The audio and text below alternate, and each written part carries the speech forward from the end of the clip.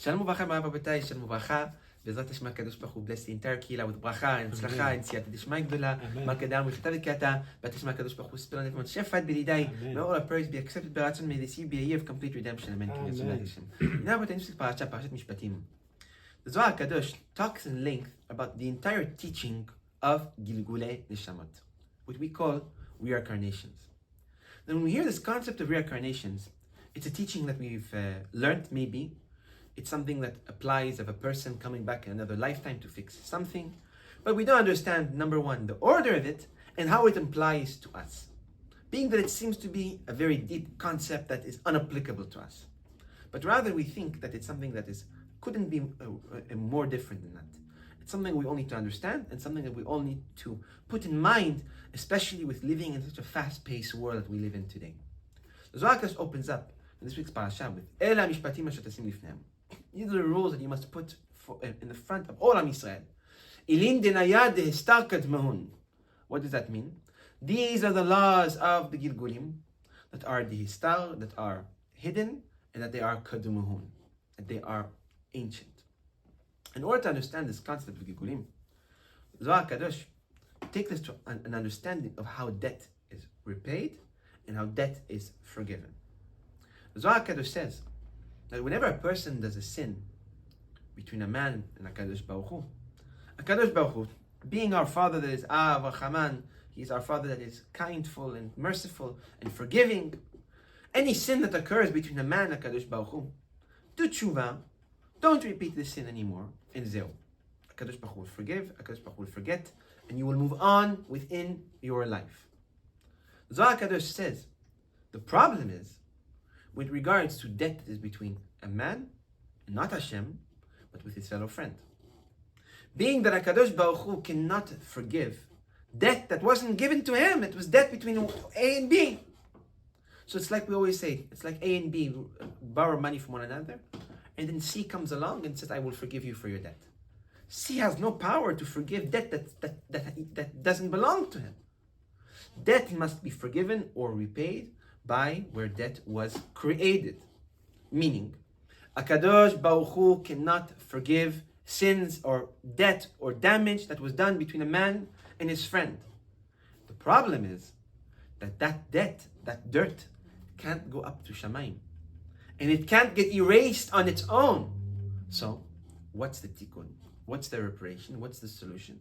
The Zohar is a solution that we bring down a spark of the neshama and the spark of the neshama of A and B down to the world in order to repair their debt, in order to clean the table, in order to forgive one another for what was owed. And that is the only way to allow two individuals that created harm to one another to move forward and to go to Olam Haba.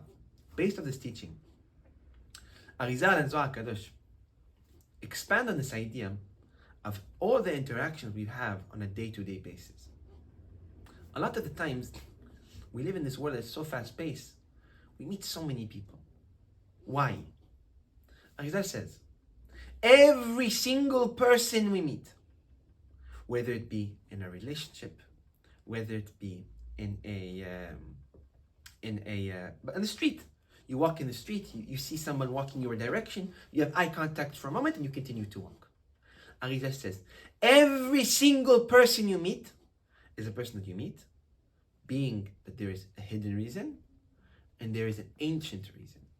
Or in other words, that every individual that one encounters with another, their encounterment, their reunion, only stems from the fact they have debt that they owe one another. We're even looking at a person for a split of a second in the street could be, or most probably is, a closing of a debt and a moving forward to the next interaction, to close another debt, something different. Arizal says, every person we meet is a person that we must pay off our debts to. And this brings us to a very beautiful teaching that I think must be at the forefront of every single interaction we have. And that is, we must make every interaction a positive interaction. We have to understand, Rabotai, that we are here for a purpose. And unfortunately, that we are in the end of days, we don't have one goal and one purpose like earlier generations have, but rather we are a conjunction of thousands of neshamot and of millions of neshamot that all need to be repaired in a very short time, in a very, very little amount of years, being that the Geulah is so close. All these neshamot need to squeeze into very, very few years in order to be a part of Olam Haba, being that debt between men doesn't get forgiven. We have to understand that we have on our shoulders a big responsibility of ensuring that every single interaction is a positive one. And as long as we ensure that every single interaction is a positive one, we can be sure that we are going in the right direction and we are fulfilling our job, our tikkun in Gilgulei Neshamot.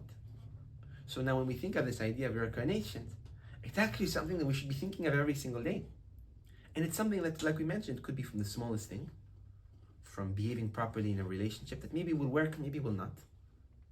Still make it a positive interaction. Or it could be in a business partner, a business deal. It could be in anything. Every interaction must be an interaction that we make sure is a positive one. And if we do so, we will live lives full of bracha, atzlacha. We will spread on that happiness and that goodness around our surroundings. And Bezrat Hashem, we will all prepare ourselves for a beautiful Geulah of Mashiach Tzidkenu.